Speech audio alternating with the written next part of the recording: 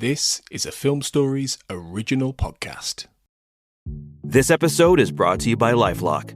The holidays mean more travel, more shopping, more time online, and more personal info in places that could expose you to identity theft. That's why LifeLock monitors millions of data points every second. If your identity is stolen, their US-based restoration specialist will fix it, guaranteed or your money back. Get more holiday fun and less holiday worry with LifeLock. Save up to 40% your first year. Visit LifeLock.com/podcast. Terms apply. This episode is brought to you by Skinny Pop Popcorn. Perfectly popped, endlessly delicious. Oh, so light and crunchy. Skinny Pop Original Popcorn is the snack you've been searching for. Made with just 3 simple ingredients: popcorn kernels, sunflower oil, and salt. Snacking never felt or tasted so good. Perfectly popped, endlessly delicious. Give yourself permission to snack and pick up Skinny Pop Original Popcorn today.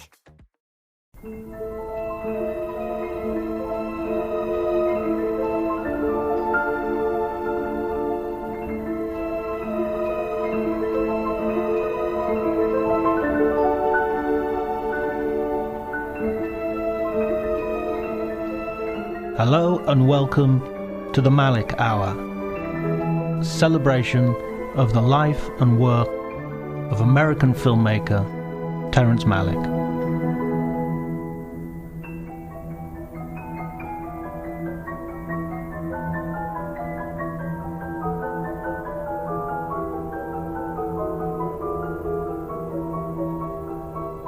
Hi everybody and welcome to the Malick Hours. My name is John Bleasdale. I'm a writer and film critic and the author of the Magic Hour, the Magic Hours, the films and hidden life of Terrence Malick. I should know the name of the book by now, but apparently I don't. Today I'm delighted to have with me Shane Hazen, an editor and someone who worked on The Tree of Life. Now, Shane, I want to know, because I watched Tree of Life yesterday and I watched the credits come up, and you have like a number of credits on that film, right? Right. Yeah. You went straight to like the big question of 27 months of my life.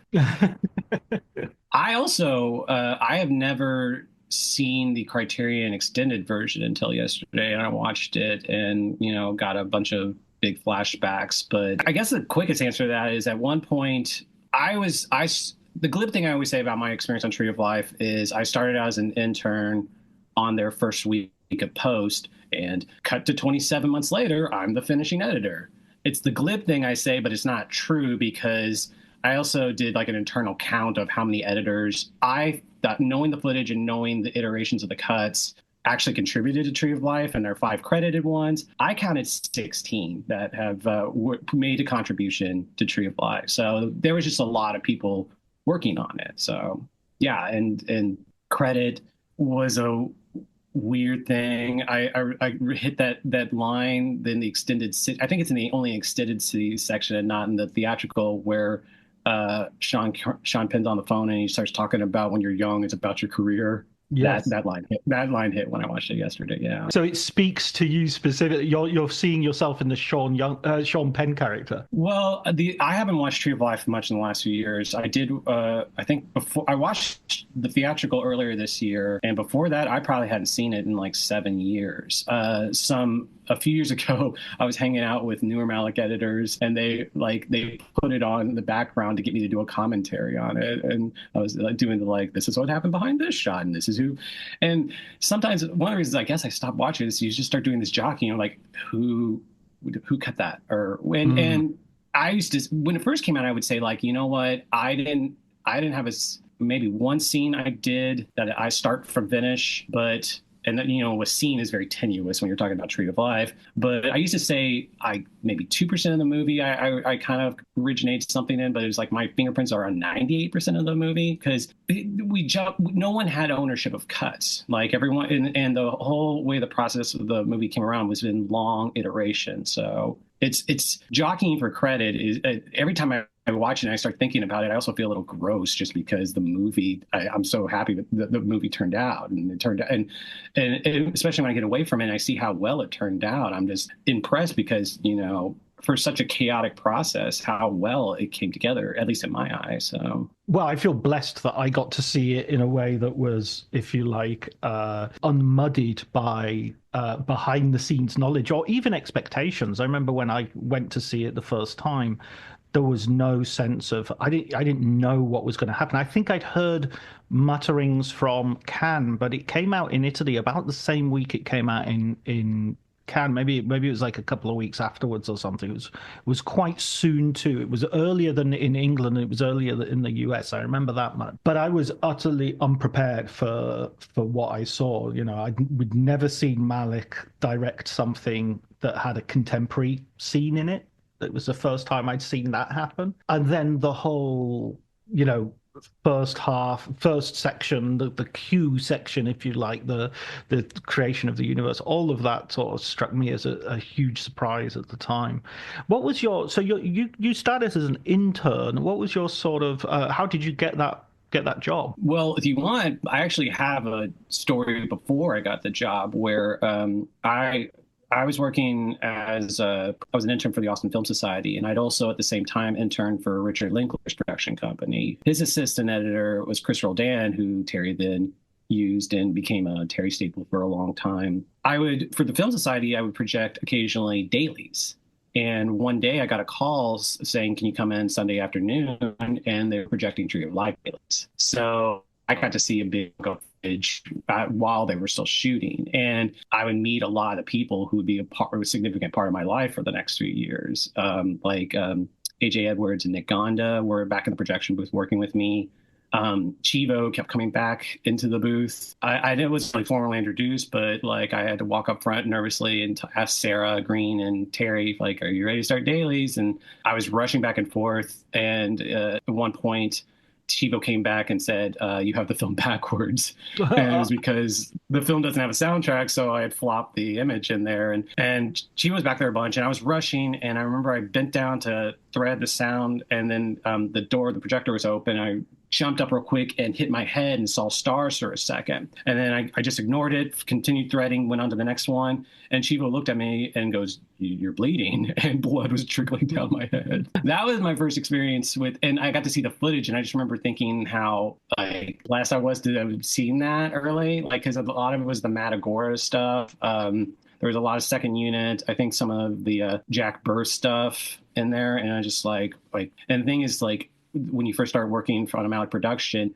it's funny how over the course of a few months, you get kind of blasé about how amazing all this footage is. Like, it's almost a required thing, because to make something out of it, there's very little stuff in that is not beautiful looking, even though it's all kind of sketches. So, but as to the job, Chris Roldan, he knew him from Detour. There was a call out on the Film Society forum for then.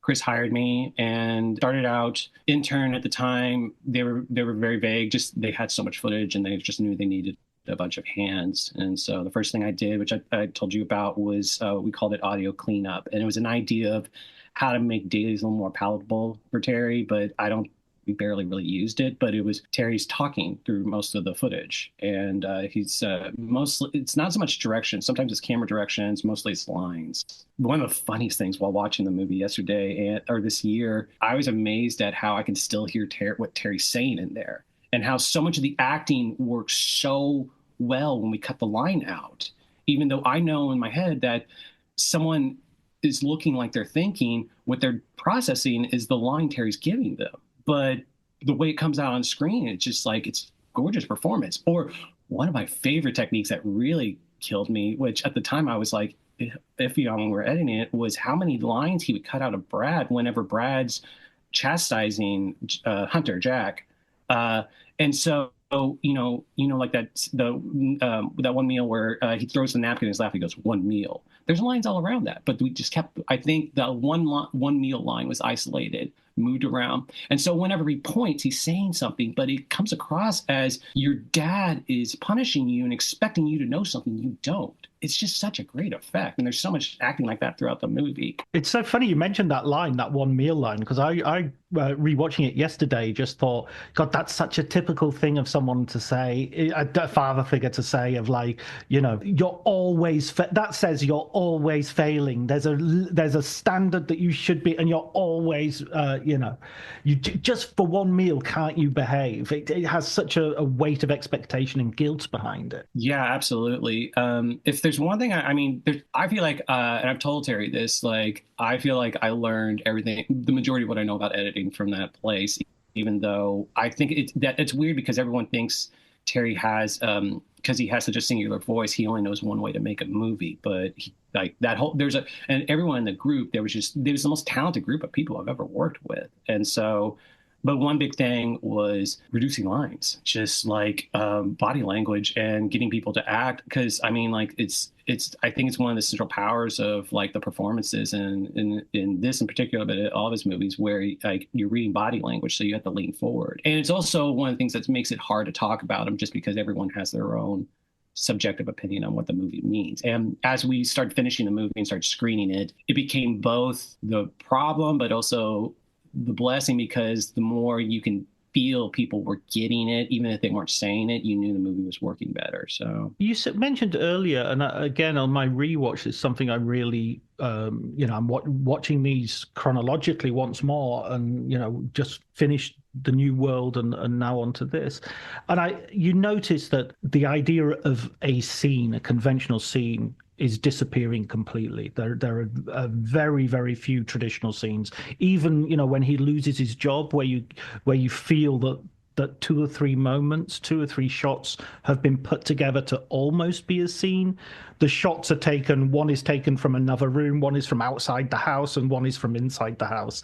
And so there's no way you're seeing something that's going from A to D.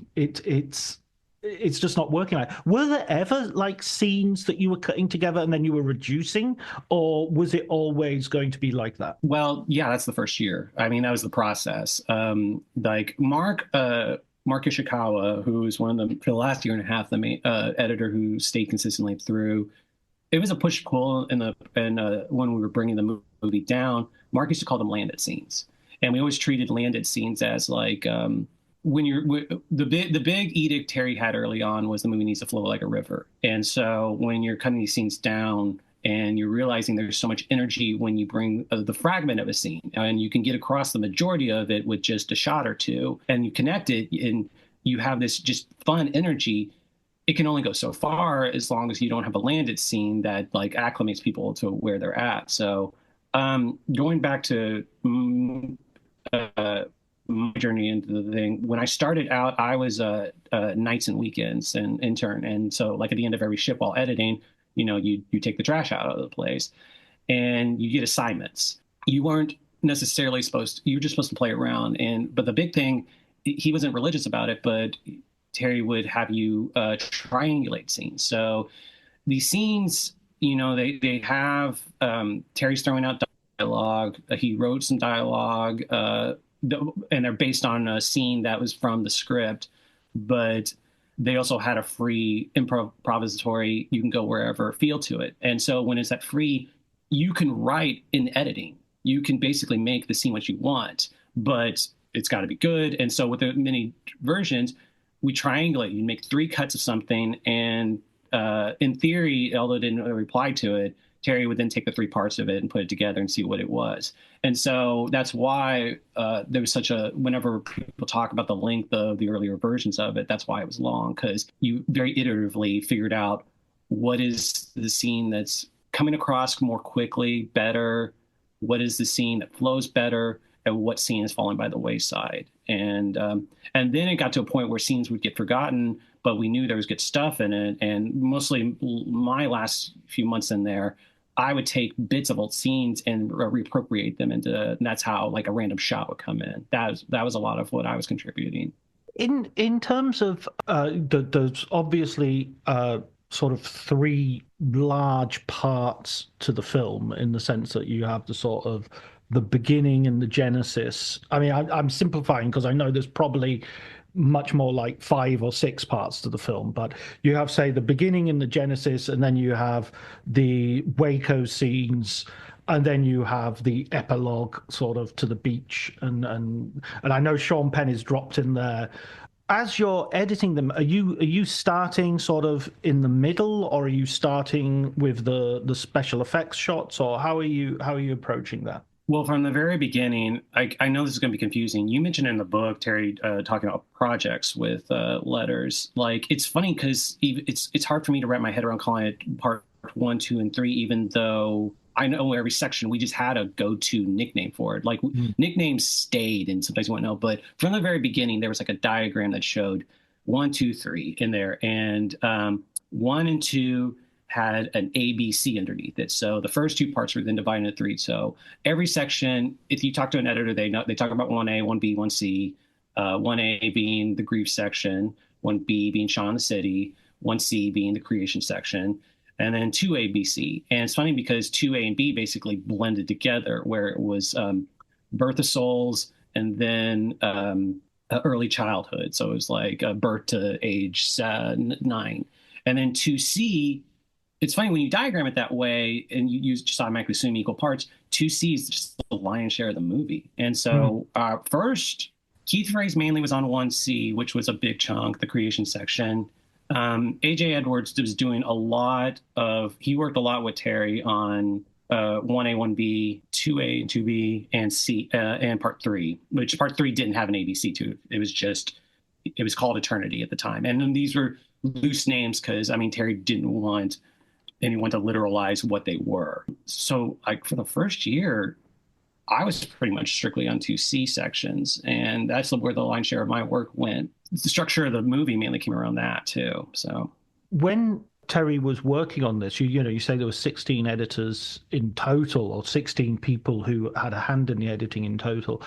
And you've got a situation in which there are different people working on different parts of the film. How is Terry kind of supervising that? Is he sort of walking from room to room? Is he sitting down and watching complete cuts, or how is he marshalling his resources? It was mainly he would work with main editors and give assignments and check in on stuff like intern stuff. And when I say 16, we're talking 27 months. So it's 16 people over 20. There was more people that tried editing stuff, but actually contributed to the picture.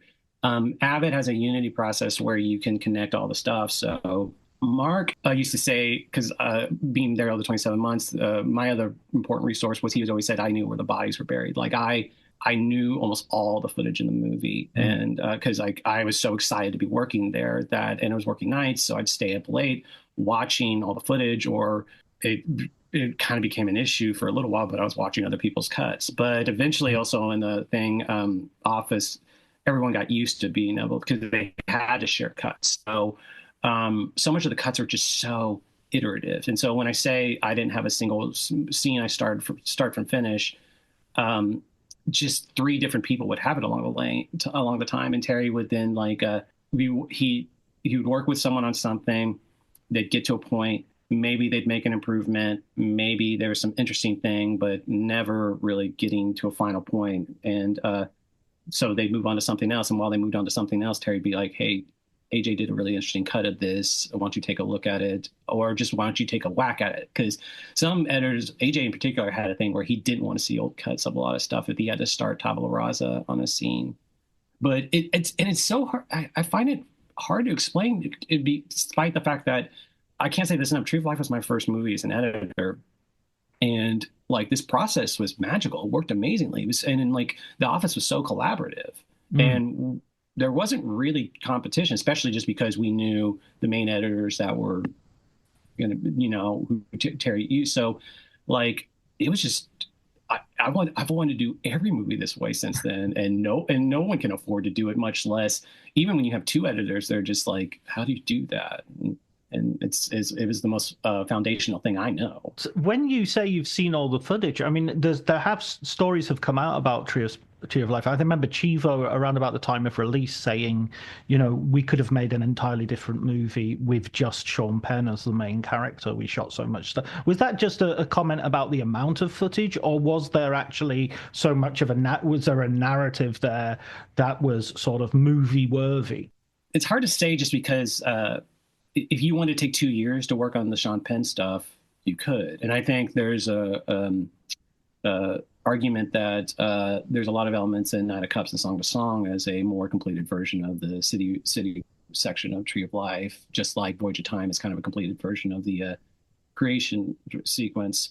But I think it's mostly that you could have just made a different movie out of it if you spent the time working on it. As like full blown narratives, I mean, yeah, there's stuff dropped, but you also, how many, like watching, I was thinking yesterday while watching the extended cut, how just for brief glance, if someone watches the theatrical and extended right next to each other, they got a good sense of what the last 6 months was like, where you're trying to get the movie down. And you could see like sections of the movie are bringing new ideas in, thoughts are completed in a different way, but also there's sequences that you're like, what is this doing? So one of my favorite quotes about the process of making the movie, I don't think it's ever seen the light of day, but it was Mark told me when he was interviewed for the EPK, he paraphrased Dolly Parton. And Dolly Parton's quote was, "It takes a lot of work to look this trashy." His quote was, "It takes a lot of work to look this messy."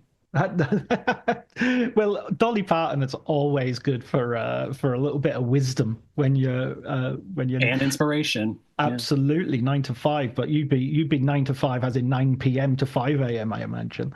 That's a fair assessment.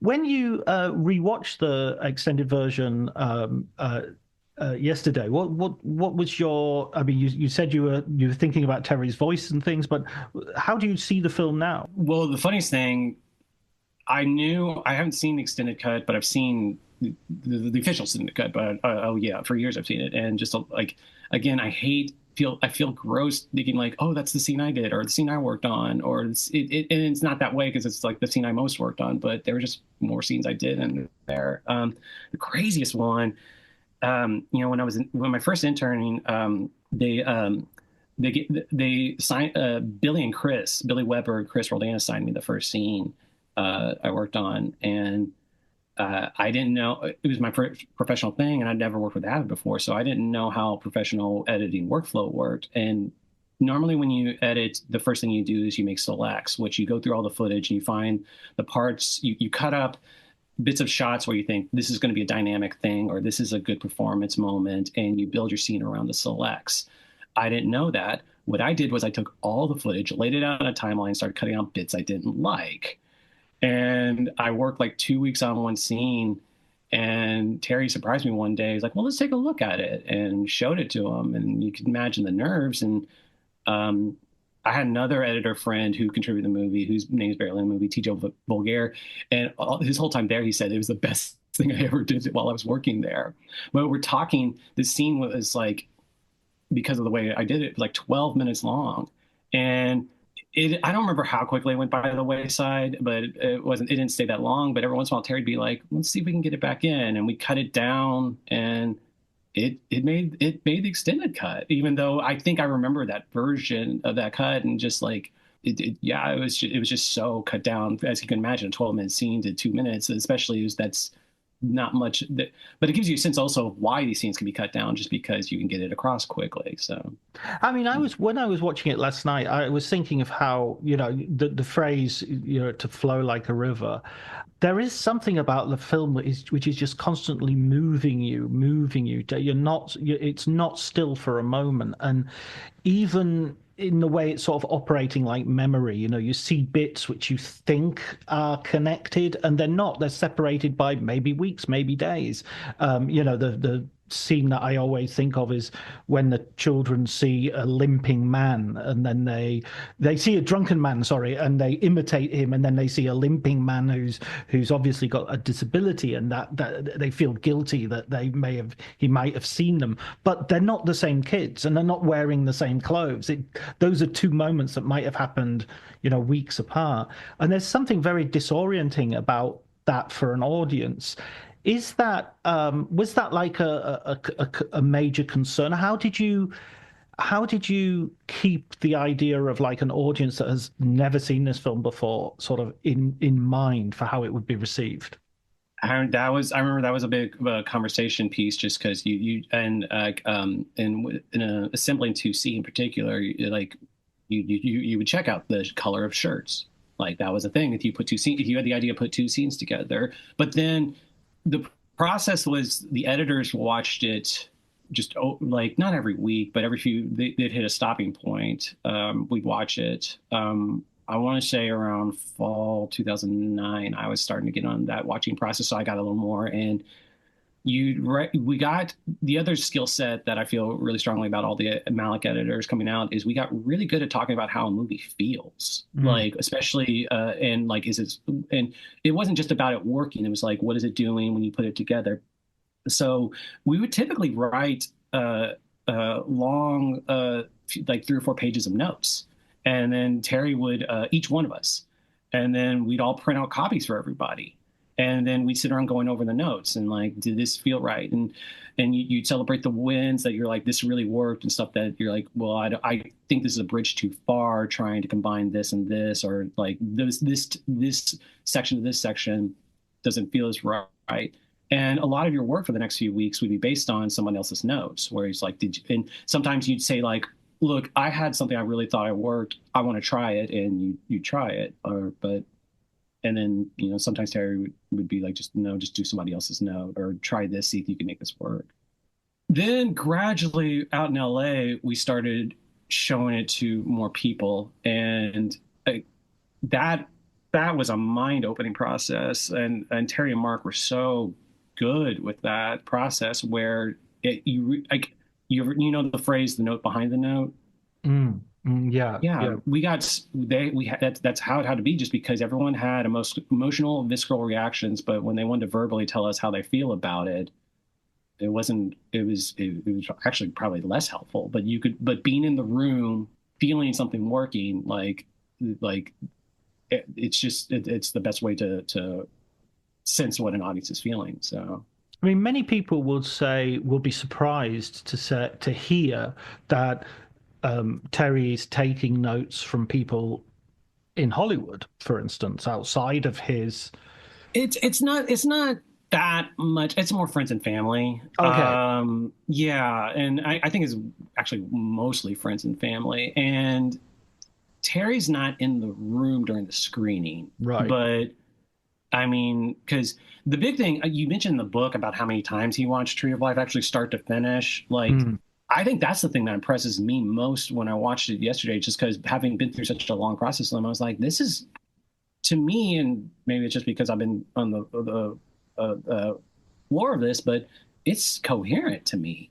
And it's just how he navigates that. The big phrase he used to use was snowblind. He doesn't want to get snowblind, so he doesn't want to watch the movie too much, and he doesn't want to watch a run too much. So we had to like watch it in scenes with them and then build to that. And yesterday I feel like he was really vindicated in my eyes. I was like, wow. Well, I was noticing, like, there's a moment where basically you first experience Earth as an underwater shot crashing, a wave crashing, and then that wave crashing comes right at the end again when they're on the beach, and you have a sense of there's a folding.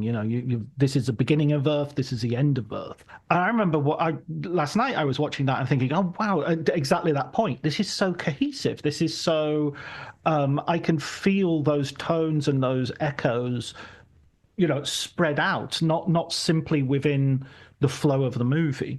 Yeah, that, and and those are little things that that it's weird, because like if you put one shot in a movie, do you like? I don't feel any like it's hard to say your contribution, but like I was doing a lot of that towards the end, and AJ and Keith were doing a lot of that towards the end, just because that was the results of some of the note sessions, where early on, I think that feeling was, especially when the movie was super long, that the lion's share of the movie was 2C. So it's like, how do you make it a coherent movie? And then when you start putting it together, making people watch it all the way through, it started becoming more coherent, but you still wanted to cohere it to where like parts from here have to relate to other parts of there. But But at the same time, you don't want to be obvious about it too, so or very literal about it. So you have to be associative and do we talk about I don't remember the definitions of them, but wu wei and inshindinshin. And Remind me. I'm going to get these wrong, but they were two edicts that came and go, and when it came and went,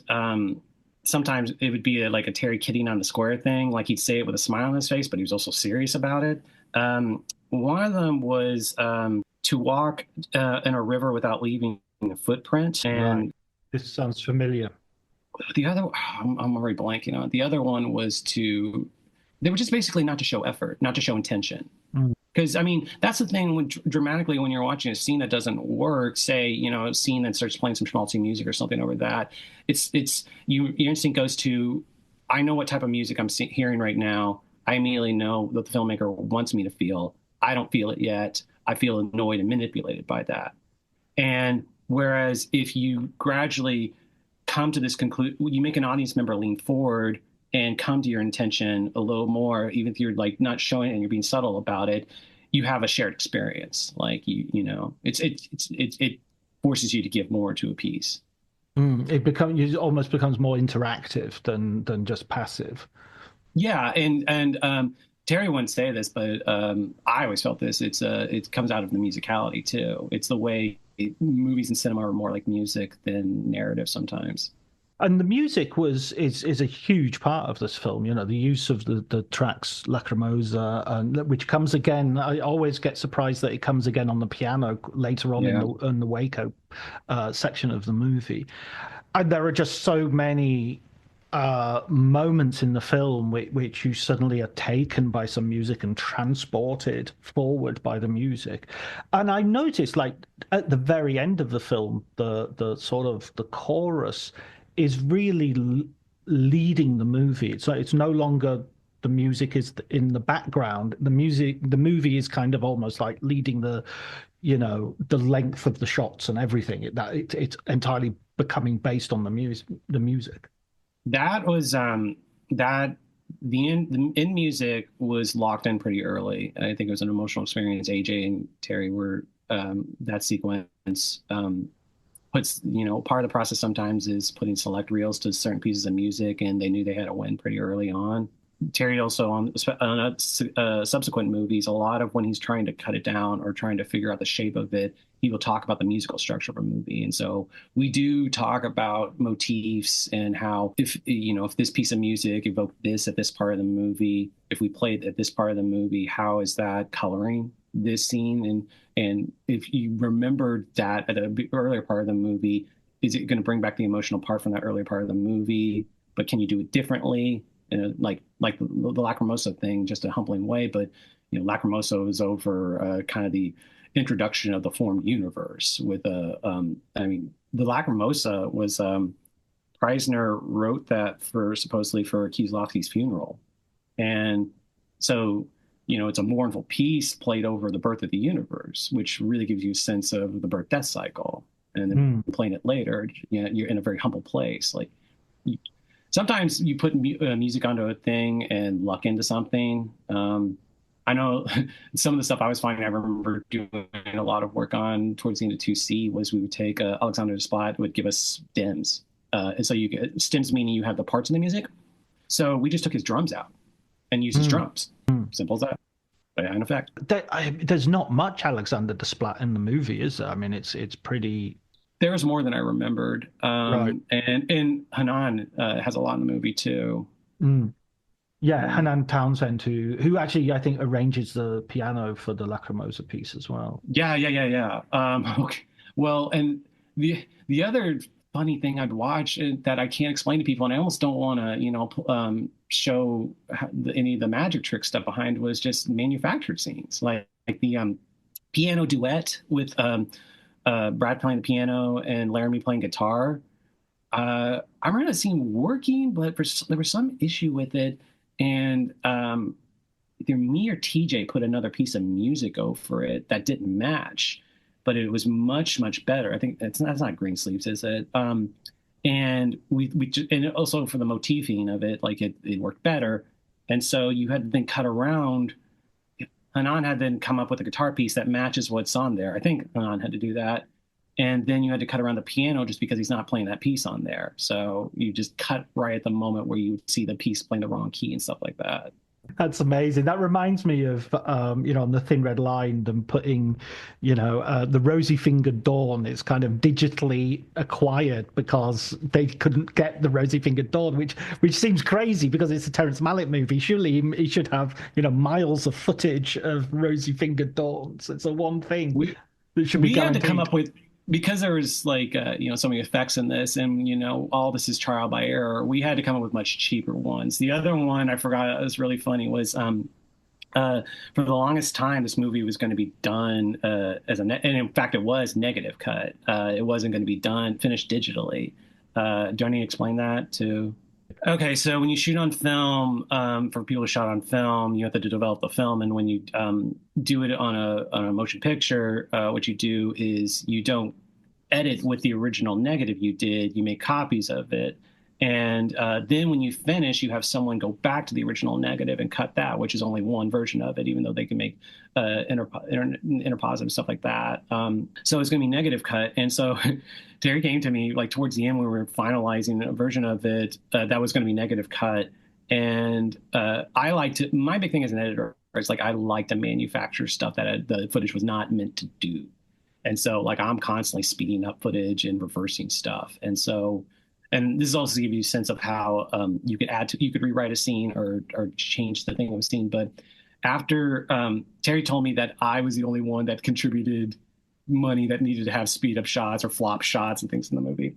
And the scene after, whenever Hunter's running, after he takes the 90 from the neighbor and runs in the river, like how they shot that, they shot different ways of 90. So one was he puts it underneath a piece, and the other was he puts it in a river.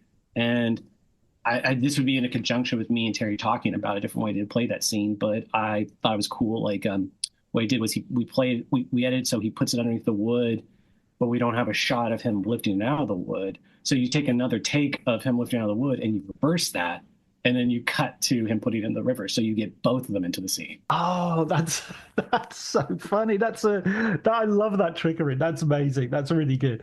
One of the scenes that struck me as well watching it last night that I think is a core scene of the film, and I just think it's edited and shot so well because it's like, again, you probably count the shots, probably 5 shots total. But when in the Barton Ponds, the young boy drowns, and the fact that the camera is sort of following the other children moving away from the body that's floating in the so it's sort of moving in the opposite direction to how you would imagine somebody would be looking.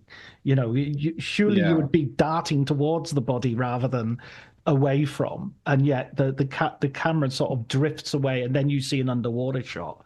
That whole sequence is so well done, I think. Yeah, no, especially that's the thing that strikes me sometimes is the confidence in certain shots, because I remember earlier cuts where there was a lot more footage to it. But the first year, and I wasn't really huge into the editorial influence at this point, but the first year, the big lesson was when they had all this footage and different iterations they could have done, was keep it in Hunter Jack's perspective.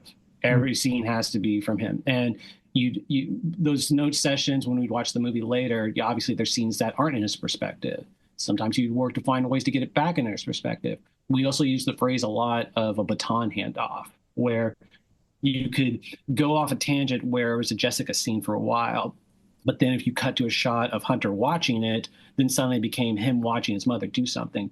And so a lot of the MO behind a scene like that is, the spectacle of a kid dying, a dramatic scene like that, even with, Brad's being involved, and you still want to keep it in Hunter's perspective, because the whole thing's not about, oh, this kid died. It's about Jack witnessing death, or really witnessing death. And also looking at his father and sort of that whole thing of like, you let him die, it becomes God and his father conflated, of like, you were, there's admiration, but also you didn't save him. There's admiration because he's obviously a man of action. He's jumped in. Also, one of the things that, Malick at this point in his career has extremely famous for, and it's become somewhat of a trademark, is the voiceovers. What stage do they come in during this process? Voiceovers are throughout the whole thing. Right. Voiceover, speaking for me personally, is one of the hardest things to do. Right. Just because it's the where Terry puts his voice on it. Not literally, but it's where I think he, as free as he can be about making these imperfect, trying to look messy, and he wants to hide intention. That's where the infusion of the idea gets across, and yet he knows that this has to emotionally work. So we recorded so much voiceover, and you would have to try experiments with, oh, does this work here? And 98% of it doesn't work, and it's very, very subjective. And yet at the same time, Terry's wanting wins that the room feels. He wants, if he thinks this is amazing, that's nice, but he wants it so that other people feel what he's feeling, because that's how it then turns into it's working. So, and yeah, it's just Hunter and Jessica recorded so much voiceover for this movie. And sometimes they're basically, with Jessica, I remember she had 3 sessions where it was like, use that session. Like, that's the one that she has a tone that we have to use for this. Even, one audio thing that comes in the very, very beginning of the movie, her first thing, the nun's toss. I remember as an editor, I hear background noise come in really abruptly there, too fast, because they recorded that outdoors after a scene. But that was the run to use. That reminds me of Linda Mann's in Days of Heaven. Yeah. There's a story that she's telling, and it's on a tape deck that they've recorded in a hotel room. Billy tells that story really well. I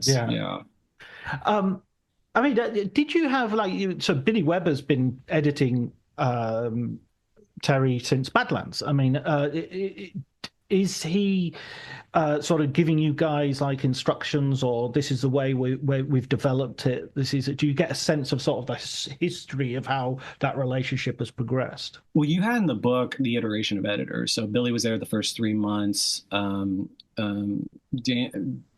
Resende came right after that, and I don't remember Jay Rabinowitz came right away then. Then they overlapped. I think that's how it worked. And then Mark I don't know if he took over when they both left, or how Mark overlapped, but then Mark was there towards the end. So yeah, a lot of it's because Terry's feeling his way through this process. I can't get across how intuitive he is with trying to figure out if it emotionally works. And, he doesn't know if it works. Like, everyone's just kind of in it, like, we're all in this together. So when it comes to terms, sometimes there's things like this worked in the past, but at the same time, as you've pointed out in the book, Terry's trying to do new stuff. So old processes may not be the thing you want to use. But I mean, then there's a lot of it's war stories. Billy would tell they'll tell war stories about what they did on another movie and how they were at this point in another movie. What about was there ever a point where they just said, in terms of developing new ways of working, new strategies, new aesthetics, was there ever a point where they just said, look, we've used voiceover for everything so far, why don't we just not use voiceover? Was there a point where there was that was a possibility, or was that written into the script and the whole process in this one? Well, it's written in the script, but that doesn't mean anything. I mean, the other thing I can't, people find funny, but I think is a really good way to make movies, was Terry right away. I came in and I started reading the script, which was much longer than there were different versions of it because there were so many added scenes. And Terry flat out said, don't read the script. And he told Chivo, don't read the script. Because in every movie I've worked on since then, I wish directors would let me do that. And I kind of say that, and they treat that as a sign of disrespect for the script. But it really is like, if you really want to let the footage speak to you, you can't have the preconceived idea of what it was supposed to be. Back to your voiceover question, overall, no voiceover. I don't think we ever got to that point. But as scene by scene, yeah, every scene we would try to see if we can get away with no voiceover. And there was always that push-pull of too much voiceover, not enough voiceover. Is the voiceover doing some kind of context? You'd be surprised at how much of the screenings, for even something that is going to strike everyone as esoteric and operatic and obtuse or something like that, we're just basically, we have an idea what this scene's supposed to be communicating, and when we show it to an audience, there's a certain amount of information that needs to be gotten across. We're seeing if they got that information. one of the weirdest things we had to fix or work on in LA was making sure people knew that Hunter and Sean Penn were the same person over time. Right. Yeah. I see myself as a young boy. Yeah, exactly. I mean, even I was thinking as well, watching it again last night, my brother died when he was 19 years old. If you don't have that line in the film, that as voiceover, then there's really, there's no other. I mean, you see somebody has died, there has been a funeral, there is, you get an idea of who it might be, but that line is, yeah, I mean, it doesn't even name the brother. I mean, it doesn't even. It struck me watching it last night that that is a voiceover line that didn't really change much over the iterations, and even those sequences of shots that was pretty early on that stuck for a while. There were a few scenes. It's weird because I was watching this and Billy was in there for the first 3 months of a long process, but I was like, that's a Billy scene. And I remember one of my favorite cuts of the movie, and it's always been our cuts, and I remember my first time seeing it, is the cry from when Jessica learns about the son's death, and she has that like wailing cry that's cut in half, and you cut to the sound of the airplane, the engine in the airplane. And I remember seeing that for the first time, and this is pre-mix, so you're not going to have some really thought out stuff, but they had a stereo set up, and Terry likes playing stuff loud, so Billy played it loud, and I just remember that's where I was like, oh, this is a movie. Like this is I'm watching something being made. Yeah, absolutely. That's an amazing. That also has the old cosmic beam coming in later in that scene, which is a crucial element, and something of a I wouldn't say a trademark exactly, but that it's a sort of consistent touch in the films. Going back to the sort of genesis and the sort of material that was to some extent, as you say, preceded by Q in terms of the ideas, and then latterly by Voyage of Time. I mean, that I mentioned in the book, that was one of the more controversial ideas in sense of, should we not have it? Should we have it? Where should we put it in the movie? Should it be interspersed with the Waco scenes? Can you talk to us a little bit about that, sort of the evolution of the evolution? I don't know if it was controversial as much as we just thought, like, the internet, all they cared about was like, I heard Terrence Malick's making a movie with a dinosaur in it. And like, there was a big thing about that's a silent sequence, but then how much voiceover do you want to put in to like iterate it back to the cosmic versus an individual's life and the story of birth, death, grief. So length was an issue, but not really. And as much as the movie had everyone's hands on everyone's all parts of the movie, and with our fingerprints all over the movie, one scene was mostly Keith Frey's. Keith Frey's mostly worked on it. Now, towards the end, or even a little before the end, I guess last year, 8 months, there was talk of interspersing it. That was Billy's instinct. Billy said all along he thought that's where it was going to go. I was my instinct too, but I flat out threw the gauntlet down and told Terry, it's like, I'm going to fix this. And he's smiling. He's like, you do that. I mean, just no version I did even like got out of the room. It was like, it was just, and I told you that story earlier.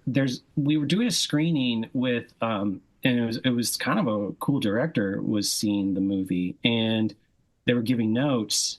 This is also a learning process of how to do notes, where the phrase Mark used to say is "Don't lead the witness." But they were talking about the kids jumping and the scenes of the energies with the kids, and they were just like, "Look, I love this scene." And when I was watching, I was thinking of the dinosaurs and the energy of the dinosaurs and how these kids are just like animals, but they have joy in them. Why don't you cut a shot of the dinosaurs? And Mark's like, yeah, and kind of takes a note. And so after the screening, we're going over notes of like, what do we work on? What do we pay attention to? And I mentioned that note to Mark, and Mark's like, oh no, we don't need to use that shot, because if they're thinking of it, we don't need to cut to it to show it though. Right. It's too literal. So Mark was a big compartmentalization guy. Mark was a big, like, these are pieces that when you put together, you're going to associate better. You don't need to intercut them. And yeah, Mark always had, Mark's job, I can't say enough praises for Mark. He's a talented editor. He's great in the room. He's just such a great person to work around. And he's also good. They always treated him as the lander of the plane, and so he's not imposing his vision on something. He's trying to read the room, but do what his director wants, and he's just very good at that. And he was the one, I think, that had the most coherent version of a compartmentalized version of that. I loved it as well. The on rewatching, there was a scene where they're basically catching balls that are coming out of the sky, and it's just the way it's edited. It just looks like these balls are arriving from God almost. They're just, and you've had Jessica Chastain say, that's where God lives. And I think the voiceover is actually referencing, I think maybe the boy has just died and they've just come back from the funeral, or it's immediately, the scene is immediately subsequent to that. It doesn't necessarily mean that's the case chronologically in the film, of course. And I just, the fact that there were very few shots of like the balls going back up again. It was all the balls coming down. One of the other funniest things about when you watch, especially now that the fun thing about watching this extended version is like it's cemented. It's out in the world. I don't have to give notes on it anymore. And one of the things when you watch a movie this many times, you remember one screening where you gave a note where you're like, that's weird. And then 2 screens later, they haven't changed it, and you're like, that works. Like maybe you were just behind on it, and just hearing your description, I'm like, yeah, that's totally great. And I'm pretty sure I gave a note being like, why aren't we showing another version? So what is it? Why are we having this many shots in the next day? But yeah, it's Chris Roldan. He didn't finish out LA, but he had a chart of how many times the different editors had seen the movie, and he had himself at 46, I think, at one point.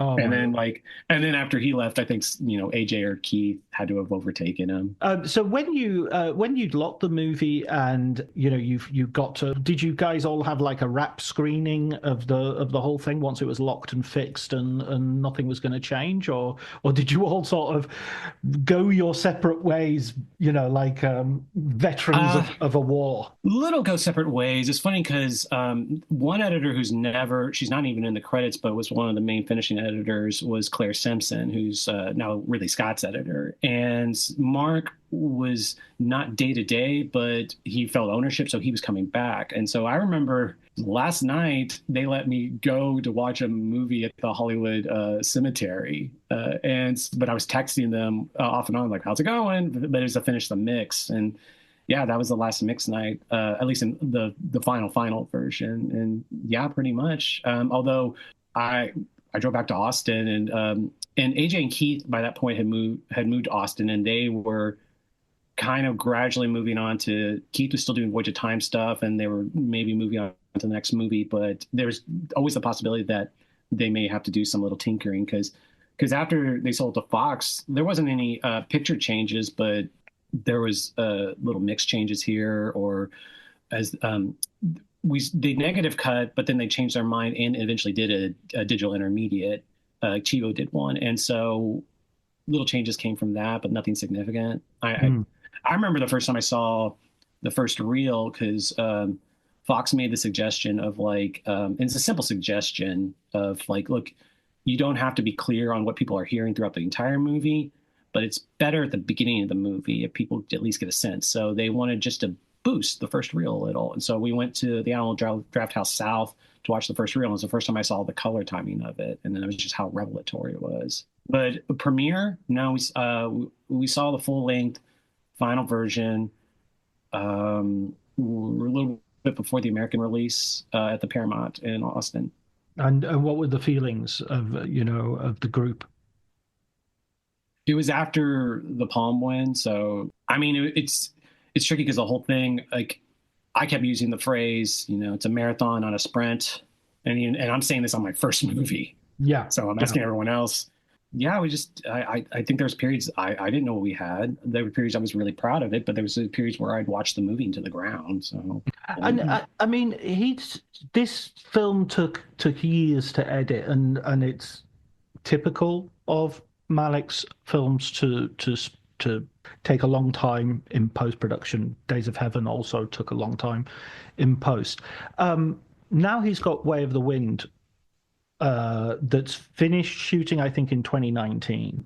We're in 2024, and there's still, as yet, no publicity, no announced release date. Do you look at that and sort of think, okay, that's feels typical to me, or do you think is there a sense that maybe they're going for something even bigger than they did with Tree of Life? That's interesting. That's very possible. It's very likely. One of the things I fought a lot on subsequent jobs after working with Terry was I worked in a lot of mid-budget indies, which means very low-budget indies. And in the contract, they usually have like the boilerplate was like 12 weeks. And to the T, if you gave me 2 more weeks, 3 more weeks, like you could figure more stuff out. A lot of editing when it's good is like writing, and this as a writer, a lot of writing is thinking. I don't think I've mentioned it to you, but I directed my first low budget film. Oh wow! I shot Congratulations. Well, I shot it a year and a half ago, and part of my other being magnanimous towards Terry right now is I'm on the other end of this, like where I'm like, I want more time, I need more time, the ideas aren't coming, the more time you spend on it. Back to the indies, though, when I talk to these producers, like, you could give us more time. A lot of times they'd say, well, we're not making a Terrence Malick movie. And I'd say, like, I'm not asking for 2 years. I'm asking for just like maybe another month. And you will see the difference between, I had another director working on these type of movies where she thought the indie template was like aspiring for a B+. And with Terry, it's just, as to Way of the Wind, I think that's intriguing, your interpretation of that. I hope so. It sounds cool. I think there are surprises around the corner for everything when it comes. No, all bets are off. I felt this about when Tree of Life came out, and then To the Wonder was finishing shooting in this period. He was finishing To the Wonder in Paris when before Tree of Life turned up in Cannes. He was sort of coming down from. So I'm not saying he's gone off and shot another film in the interim, but he could have done. It's. It's funny in your book, the difference between the time off, and you make a really good observation, which is hard to talk about during this time, of how much fun. Like it was. We worked hard. We worked very hard. But the office was a place of fun, and Terry was having fun making movies. He loves the process of making movies. Like, he just wants to be making movies. So, another thing he would say that for the interview stuff, all this stuff, was he just said, what was the term? I feel like we're bricklayers. Like, he's just like, he wants to do the work. Yeah. And all that thing about a micro language, and you've already said it today, a few times about, he would use this phrase or this quotation, and it would inspire you to work. I think you told me when we first spoke about this for the book, you said one thing that really struck with me was this idea that you were going into work thinking, we're going to push the parameters of sort of film language today. We're going to push the possibilities of what you can do with movies. And that's got to be an amazing experience on your first film. Yeah, especially with footage that's backed up. You have, you have ostensibly, even though she'd done movies before, you have the Meryl Streep of another generation just being, in the can, and no one's seen her. Brad Pitt was just one of the biggest stars in the world at the time, and he's giving a great performance, and we're shaping him into a really good performance. And yet the other thing that really struck me, even though I know there's a lot of shaping going on behind it, is just Hunter is amazing in this movie. And a lot of the work we did to get him across without saying much, like, Terry's edict on what you use for Hunter was like, do you see thought behind his eyes? Do you see something going on behind his eyes? So his eyes just did so much in the movie for his performance. And to say nothing about the boilerplate, what everyone else was selling the movie on. It's like the cosmos, birth, death of the universe. It was just so exciting. And also a director who was just wanted to push things, even though he had these things, these big elements in his back pocket for the movie. Well, one of the things I walked out of the cinema having seen the film for the very first time, I'd never seen a baby shot like that. I'd never seen like the skin of a baby that close up, except when I saw my own baby, except when I had my own children. And even watching it again yesterday, there's a bit where Hunter lays out the negligee, the nightie of the woman. The sunlight is falling on his skin, and you can actually sort of see goose pimples on his skin as if he's guilty, he's embarrassed, and he's sort of at a moment of sort of shivery, what's the word? Transgression. And it just was like, wow, how Chivo has managed to get that focus right there where you can see that. It's actually absolutely unbelievable. Yeah, one technical detail I don't think anyone's ever talked about in any of the stuff I've read about Tree of Life is we edited in SD. We didn't edit in HD. So like you probably kind of see that in the cut, but for the most part, you're not seeing that until you get on the big screen. Is there anything that you cut out or any scene that was left out, even of the extended cut? Which, by the way, I think I saw the extended cut on the big screen at Venice when it premiered, and I wrote up a piece for it, and it got very little hoopla when it came out. I don't think it was. Not as much as it deserved, I feel, because I feel it's not really a director's cut in the sense of a like Ridley Scott or something like that. I feel like it's kind of just a different movie that you can use as a companion piece rather than, there's no sense of like, this is the movie he wanted to make and the studio wouldn't let him, or this is a restored version. I think the theatrical cut is absolutely the movie, and this is like, you can watch this as well and get something else out of it if you like.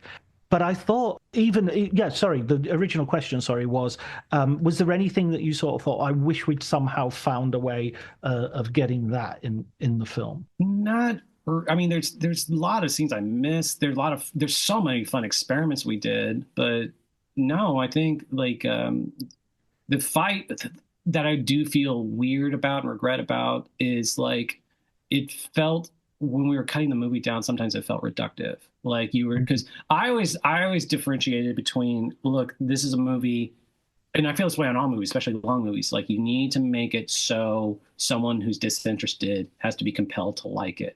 And sometimes that comes down to being shorter. Like I know how anathema it is for me for a 3-hour movie. But there's so much stuff that I miss. There's so many fun sequences I wish could be seen in the world, and that was the fun of watching the extended cut. Another thing that I learned a lot in the movie, and I kind of want to turn the question to you about this, was I was a pretty headstrong film cineast guy, and I still am to most extent, but for the most part, every time I run into a young person that has very strong opinions about something, on a movie, I now really feel strongly like there's someone who feels just as strongly disagreeing with you. And you're humbled by the fact that, what's the Billy Wilder quote? Individuals are dumb, but the audience is a genius. Like you could really passionately be like, this is the movie, this is what it has to be. And you get in front of an audience and you're wrong and you have to change it, and you're just humbled by it. So I'm curious, I want to know more people's thoughts on the extended cut now. That's why I wish it had a sort of more than just a Criterion release. I wish it had spent some time in cinemas and sort of had a proper release, or even just have a budget release so people could get it for relatively. I mean, who did I read? It might have been Matt Zoller Seitz, but there was somebody I read who just said, look, this is just a different movie. There's no point saying, is this better than this, or is this? It's 40 minutes more. I mean, from a biographer's point of view, this movie was a gift because it showed so much more of Terry's life that was I just knew to be factually true, that I could say, oh, that's his uncle, and that's his other uncle, and that's his, and that tracks biographically. I mean that's one thing, and I know you don't want to necessarily talk about this because we've talked off record and we've talked off microphone about how protective you feel about his private life, and I don't want to infringe on that. The only thing I would like to ask though is, that you are working on something which is sort of self-evidently biographical to some degree. Was that ever approached in the process? This is going to be the thing I think surprises a lot of people. We don't talk about it. Right. And some of it's just respect but it's weird because Terry will openly talk about his life, but no, we didn't, and again, talking about how coherent the movie is, like, it's impressive that it's just impressive he made something coherent with this clay. And I think it just comes across as being rude to a certain extent, and it just felt like it wasn't helpful in the process after a certain point. Right. It's not going to inform any decisions, or it's not going to, Well, okay, going really back to the extended cut, one of the big changes between the international version and the theatrical, and it was a big bone of contention. Some people had certain sides, was the way 2C ended. And I always had the feeling 2C already felt like a full movie. And then you had two incidents that gets Hunter away from the home he knew in the movie. You had him going to boarding school, and you had Dad losing his job. Yeah. And the theatrical one, I was a very strong proponent, one need to come out. And even though, I think AJ and Keith were on the other side, where it's just like, but there's more emotional scenes when you have them both together. And like, I'm glad this version's out in the world.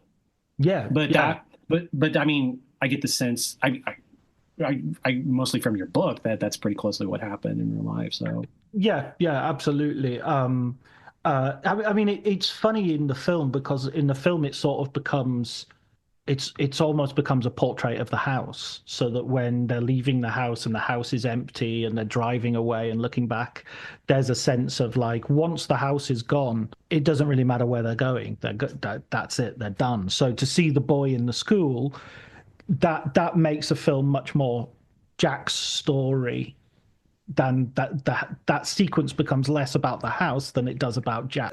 So do you see what I mean? That's the difference I felt. I've listened to a few of the Terry podcasts you've done, and you read your book, and I know sometimes you've been trying to get to an overall theme of what Terry's stuff was about. I don't know if I still feel this way, but I remember for a certain time I thought most of Terry's movies were about trying to regain Eden. I could definitely see that, and so in a sense, Eden is at some stage in Waco. It's as a baby playing with alligators with his mum and having just that attention. Even when his little brother is born, it's already going wrong. That's the nuanced part about it, where Eden's always it's nostalgia, it's idealized, it's always gone, and then another Eden comes up that you missed. What's the city line? Life passes by, like pictures on a screen. Yeah, absolutely. Or, I mean, the New World. Did you find your indies, John? I fear I may have sailed right past them, and it's just like, yes, that's it. You sailed past your Eden without even noticing. On that bombshell. on that point, I think that's a wonderful place. Let's stop at Eden. Let's stop there. Actually, one very, very final point. The last sort of photorealistic shot. I know there's a special effects shot, the visual effect shot right at the end of the kind of entities or the universe, but the last shot of the bridge and the bird sort of swooping.